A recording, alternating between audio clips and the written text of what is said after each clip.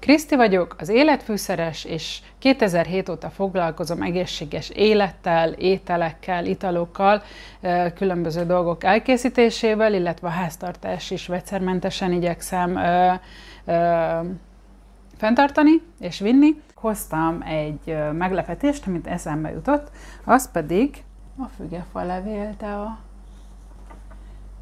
Szóval most a fügefa levél teát még gyorsan elmondom, hogy ugye még a fügének még a levelét is érdemes gyűjteni, és frissen is meginni, és amikor majd már nem tudjuk frissen, akkor pedig elrakni térre.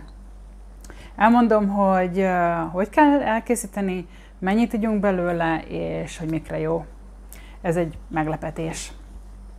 Levesszük a fügefa leveleit, amikor már neki nem kell, meg egy-kettőt még most is levehetünk, amik így, hogy tudjunk inni belőle. Nyilván nem szabad megkopasztani. Még csak most néhány füge, még csak most ért le az első fázis. Nálunk például úgy már leérett az első fázis, és már itt vannak érőbe a következő kis fügegyerekek, már egészen cseperednek, de van, ahol meg egyszer érik, és akkor az később kezd majd teremni. Szóval a lényeg az, hogy így el van osztva a füge, úgyhogy óvatosan szedegessük a leveleit, de azért már lehet. És akkor leszedegetjük így a leveleit, leszedjük így a fás részt, amennyire lehet, így.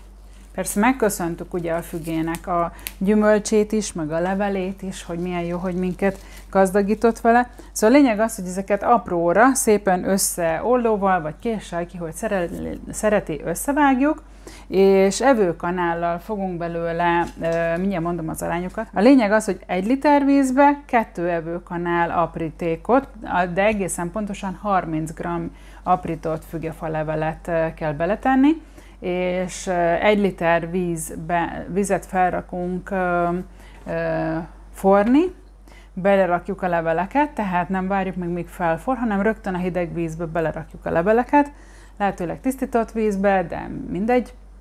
Mindenki úgy csinálja a teát, ahogy szeretné, mert már ugye ez egy sok mindenki számára rutin feladat, úgyhogy beleraktuk az 1 liter vízbe a 30 g aprított fügefa levelet, és addig forraljuk, míg a felére le nem csökken, tehát körülbelül fél liter lesz benne, akkor elég jó koncentrátumban van a hatóanyag benne a vízbe, tehát tea lett belőle, és ezt kell majd iszogatni.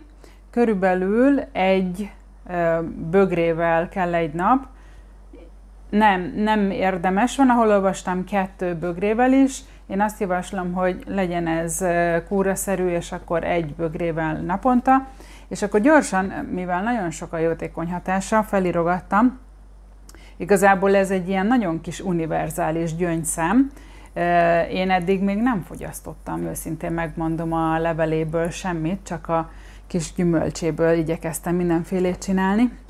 Jótékonyan hat a vércukorra, a vérnyomásra, akkor is, hogyha magas, meg akkor is, hogyha alacsony, mert ugye nekem például alacsony a vérnyomásom, ilyen melegbe főképpen, és amikor feláll az ember, akkor el tud szédülni, szóval az sem egy kellemes dolog. Hiába mondják az orvosok, hogy az alacsony vérnyomással hosszú életű lesz az ember. Hát ha elesik és jól beveri a fejét, akkor nem. Na, ez csak vicc volt. Vagyis, hogy nem volt vicc, de nyilván ettől nem kell tartani. Szóval a koleszterinre is jó hatással van, akkor nagyon-nagyon gazdag antioxidánsokba, ásványi anyagokba és vitaminokba is. Erősíti a csontot is, és lehet külsőleg is használni, arcápolóként, felfrissíti, feljavítja a bőrt, megszünteti a miteszereket, és még, ha a teát is isszuk, akkor még a szájunkban a külső, tehát ha nem a szájszag nem gyomorból vagy belső ok miatt van, tehát emésztési okok miatt van, akkor hogyha ilyen szájüregi a probléma, akkor még arra is jó hatással van. kártékony hatása eddig nem ismert, úgyhogy nyugodtan lehet fogyasztani. Teácskát igyatok szépen minél gyakrabban, mármint hogy naponta, és ne felejtsétek el inni, meg feliratkozni se a kis csatornára, mert akkor ilyen fincsi, ügyes kis recepteket fogtok kapni. Szóval használjuk a földanya kincseit, és persze mértékkel, és úgy, hogy neki visszatápláljunk, vigyük a földanyát, és igyatok a teácskát, ahogy leérnek a fügék, annál többet, tehát igyekezzünk begyűjteni a levelét, úgy, mint később majd a dióét is, de ez majd egy későbbi videó tartalma lesz. Szóval csodás nyarat, isteni finom étkeket, és Kriszti voltam, az életfűszeres. Sziasztok!